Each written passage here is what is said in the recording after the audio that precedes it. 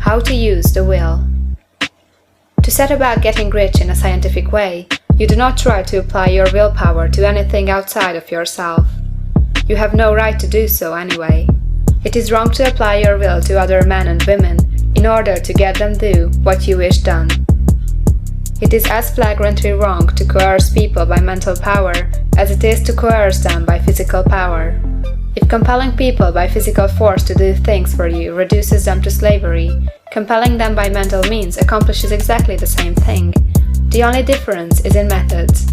If taking things from people by physical force is robbery, then taking things by mental force is robbery also.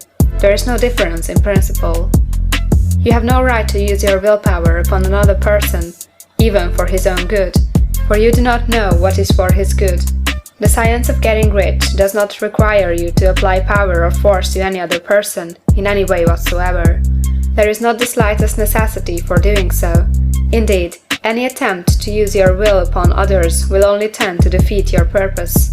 You do not need to apply your will to things in order to compel them to come to you.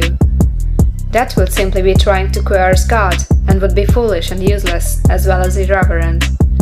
You do not have to compel God to give you good things, any more than you have to use your willpower to make the sun rise. You do not have to use your willpower to conquer an unfriendly deity or to make stubborn and rebellious forces do your bidding. Substance is friendly to you and is more anxious to give you what you want than you are to get it. To get rich, you need only to use your willpower upon yourself. When you know what to think or do, then you must use your will to compel yourself to think and do the right things. That is the legitimate use of the will in getting what you want, to use it in holding yourself to the right course. Use your will to keep yourself thinking and acting in a certain way. Do not try to project your will or your thoughts or your mind out into space to act on things or people. Keep your mind at home. It can accomplish more there than elsewhere. Use your mind to form a mental image of what you want and to hold that vision with faith and purpose. And use your will to keep your mind working in the right way. The more steady and continuous your faith and purpose, the more rapidly you will get rich, because you will make only positive impressions upon substance, and you will not neutralize or offset them by negative impressions. The picture of your desires, held with faith and purpose, is taken up by the formless and permits it to great distances throughout the universe for all I know. As this impression spreads, all things are set moving toward its realization. Every living thing, every inanimate thing, and the things yet uncreated are stirred toward bringing into being that which you want. All force begins to be exerted in that direction. All things begin to move toward you.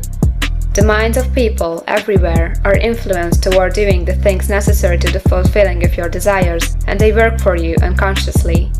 But you can check all this by starting a negative impression in the formless substance. Doubt or unbelief is as certain to start a movement away from you as faith and purpose are to start one toward you.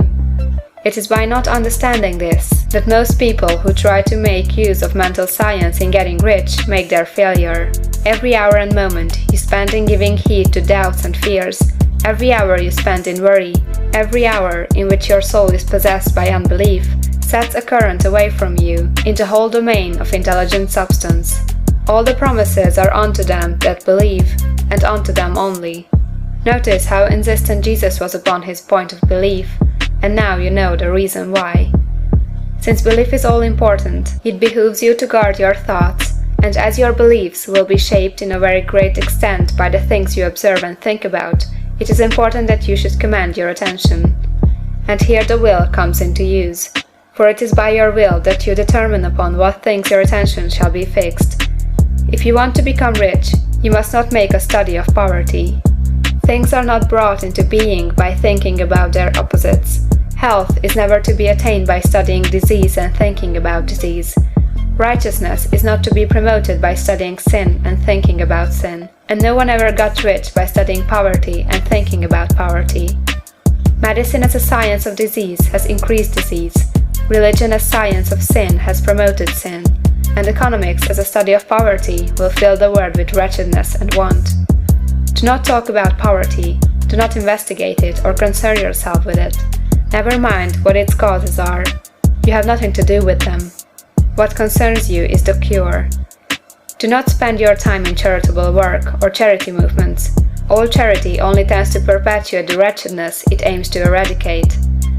I do not say that you should be hard-hearted or unkind and refuse to hear the cry of need, but you must not try to eradicate poverty in any of the conventional ways.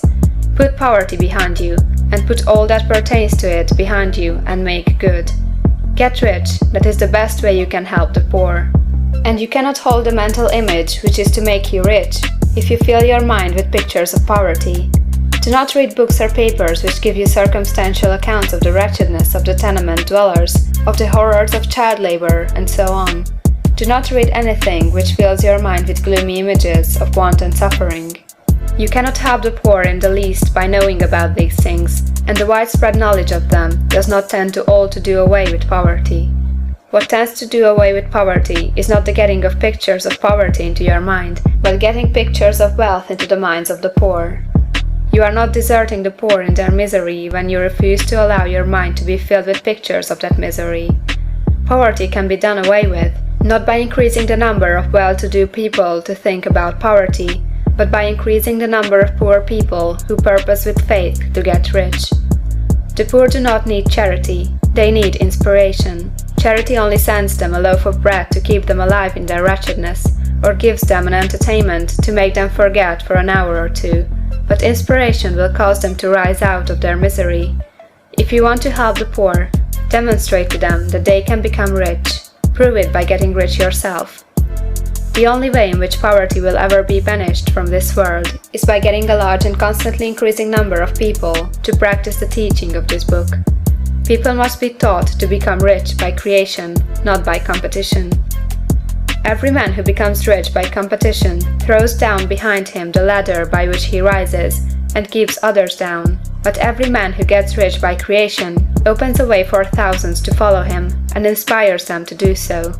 You are not showing hardness of heart or an unfeeling disposition when you refuse to pity poverty, see poverty, read about poverty, or think and talk about it, or to listen to those who do talk about it.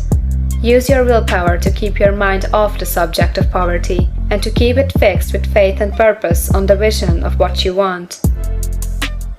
End of chapter 9.